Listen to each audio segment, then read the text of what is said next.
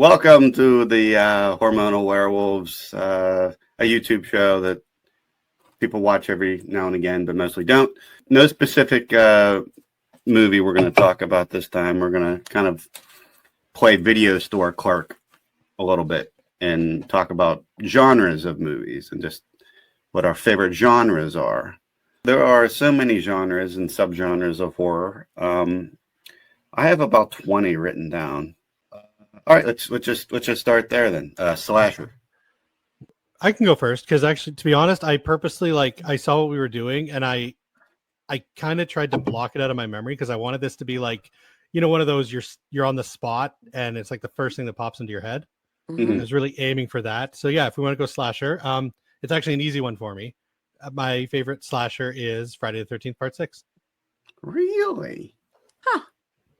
I think it encompasses everything a slasher needs to. It's got in my opinion, Jason Lives? That's Jason Lives. Okay. It's a good one. Yeah. It's got the best looking Jason, in my opinion. It's got the best looking Tommy Jarvis. The best looking Tommy Jarvis. It's got some really creative kills. The only thing it's not really, and this isn't a super important thing to me, it is missing that gore that the franchise is more well known for. But I feel the kills are just so fun and creative that you're not missing the gore when you're seeing a woman's head get pressed through the side of an RV, and it just makes like the outline of her Can face. I tell you something about that? She sells the imprint of her face and she will sign it at conventions. It's hysterical. She just literally has the RV face. Ooh. I think that's the most cinematic one. It's the one where they tried the hardest. It's an actual movie. Mm-hmm. Agreed. As opposed to just random set pieces of people killing and wandering around in the woods. Tom McLaughlin was asked to do Friday the 13th Part 7 because Part 6 was a huge hit for Paramount. And he told them, he's like, guys, I can't, because I literally every single thing I wanted to see in a slasher, I did in Part 6. He's like, so I'm tapped. You cannot get this from me again. So he turned it down. Yeah, like when I want to watch a Jason movie, like I want undead hockey mask Jason. Like that's what I'm in the mood for. And it took 6 movies to get there. Yep. This is the first Jason. This is the zombie Jason, yeah. But like this is prime Jason.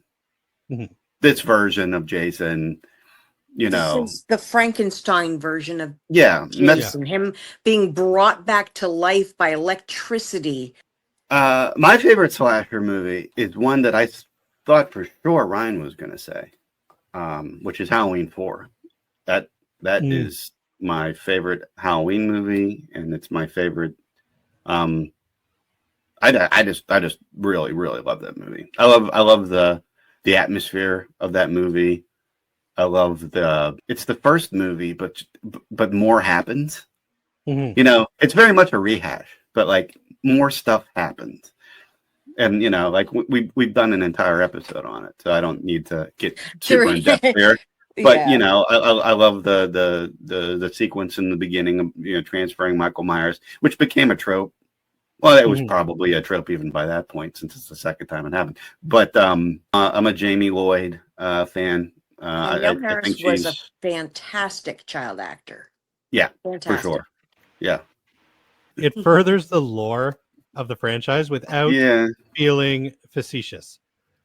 Like right, that it feels happens like a in natural. 6. It feels like but it feels like a natural progression to the story. It never feels forced. It feels like this is a natural way for the Michael Myers story to continue. Right. Especially I agree. Since Jamie Lee Curtis didn't want to come back. Because at that point, it turns into a killer that's out to wipe out his entire family, not just his sister. Like, that wasn't really established until this movie. I went old school because it is one of my oldest and most favorite movies. I went with the Texas Chainsaw Massacre from 1974. I have seen this movie dozens of times. It's unbelievably gritty, and what kills me about it, it's not very gory. There's not a lot of blood, but you're uncomfortable through this whole movie, and it's terrifying. And I feel like the people that, if you've watched the behind the scenes documentary on it, like that they were just all in hell making this movie. So I feel like it comes through. It's either the original or the remake is my favorite. So I will argue is that the one remake, with Jessica Biel. Yeah, Jessica Biel. Yeah, and I will argue that one feels more like a slasher. Yes, agreed.